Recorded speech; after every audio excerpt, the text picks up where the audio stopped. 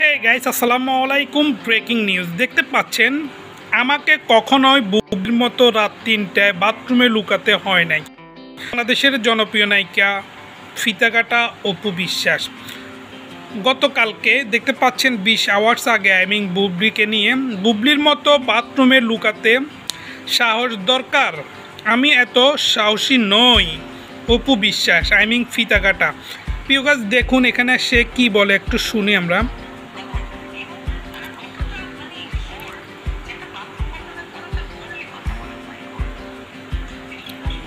প্রিয় গাইস, এখানে বললেন জনপ্রিয় নায়িকা ফিতা কাটা অপু বিশ্বাস যে বাথরুমে লুকিয়েও এত বড় বড় কথা বলে সোশ্যাল মিডিয়াতে মানুষের সামনে কিভাবে দাঁড়ায়, বাথরুমে লুকানোর পর কিভাবে সে এত সাহস পায় মানুষের সঙ্গে এভাবে ইজিলি কথা বলতে। ও মাই গড, দেখুন আরো কি বল। ও মাই গড। প্রিয় গাইস, তারপর ওনাকে জিজ্ঞেস করলেন, যিনি ইন্টারভিউ নিচ্ছে উনি জিজ্ঞেস নেই তো অপু বিশ্বাস এরকম সাহস তো ইম্পসিবল, আমি তো এটা কখনোই করব না, আমার এমন সাহসের দরকার নাই। দেখুন সে আরো কি বলে।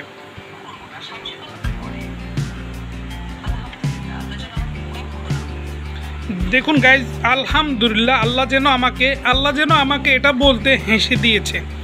সে দেখতে পাচ্ছেন, দেখেন আল্লাহর নাম নিতেও সে মজা করতেছে, দেখুন শবনম ইয়াসমিন বুবলিকে নিয়ে সব মিথ্যা সম্প্রচার করে যাচ্ছে জনপ্রিয় ফিতা কাটা অপু বিশ্বাস, শাকিব খানের প্রথম ওয়াইফ, এক্স ওয়াইফ। তো দেখুন অপু বিশ্বাস আরও কি বলে, দেখেন মোটা দাঁত দিয়ে হাসি কেমন।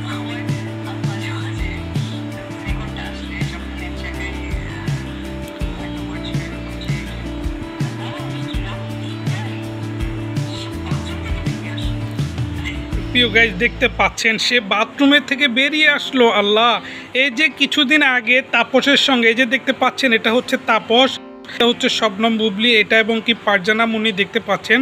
এই তাপসকে নিয়ে কিছুদিন আগে ফারজানা মুন্নি একটু ভুল বুঝাবুঝির কারণে একটি কথা যেভাবে সোশ্যাল মিডিয়াতে ভাইরাল হয়েছিল, এটা কিন্তু এই অপু বিশ্বাসে এই ঘটনাটি ঘটিয়েছিলেন এবং কি সম্প্রচারও এই অপু বিশ্বাস করেছিলেন। কিন্তু এই কাহিনীটি এই শব্দটি অপু বিশ্বাস এখন প্রতিনিয়ত ইউজ করতেছে। দেখুন সে কি বলে।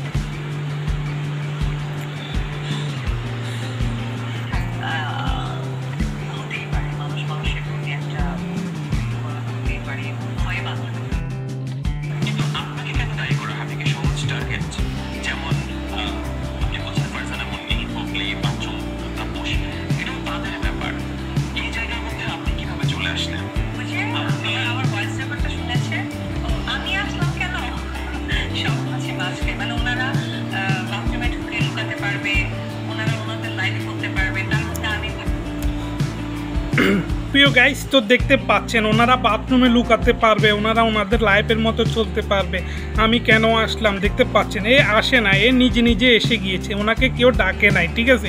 উনি নিজে তৃতীয় পার্সন হয়ে, তৃতীয় ব্যক্তি হয়ে ঢুকে গিয়েছে এবং কি প্রতিনিয়ত শবনম ইয়াসমিন বুবলিকে নিয়ে এভাবে মিথ্যা সম্প্রচার করে যাচ্ছে বিভিন্ন ইন্টারভিউতে এবং কি যারা ইন্টারভিউ করছে তারাও কিন্তু জানে যে এই বিষয়টি একদম ক্লিয়ার করে তাপস ক্লিয়ার করে দিয়েছে। শুধু তাই না, এই ভিডিওর মধ্যে যিনি এই বাথরুম নিয়ে কথা বলতেছে আপনাদের সকলের অপু বিশ্বাস, ওনাকেও কিন্তু এই বিষয়টি তাপসের বাথরুম নিয়ে যে বিষয়টি নিয়ে আলোচনা করতেছে এই বিষয়ের টান দিয়ে তাকে ডিবি কার্যালয় পর্যন্ত নিয়ে গিয়েছে এবং কি সে অপু বিশ্বাস তাপসের পা ধরে পর্যন্ত ক্ষমা চেয়েছিলেন যেন, কিন্তু আবারও দীর্ঘ ৪-৫ মাস পর আবারও এই অপু বিশ্বাস সেই বিষয়টি আবারও সোশ্যাল মিডিয়াতে নতুন করে আপলোড নিয়ে আসতেছে, আমি আপডেট দিচ্ছি। তো গাইস, বুঝতে পাচ্ছেন। Thank you for watching this video. Bye bye, টাটা, আল্লাহ হাফেজ, ভালো থাকবেন, সুস্থ থাকবেন।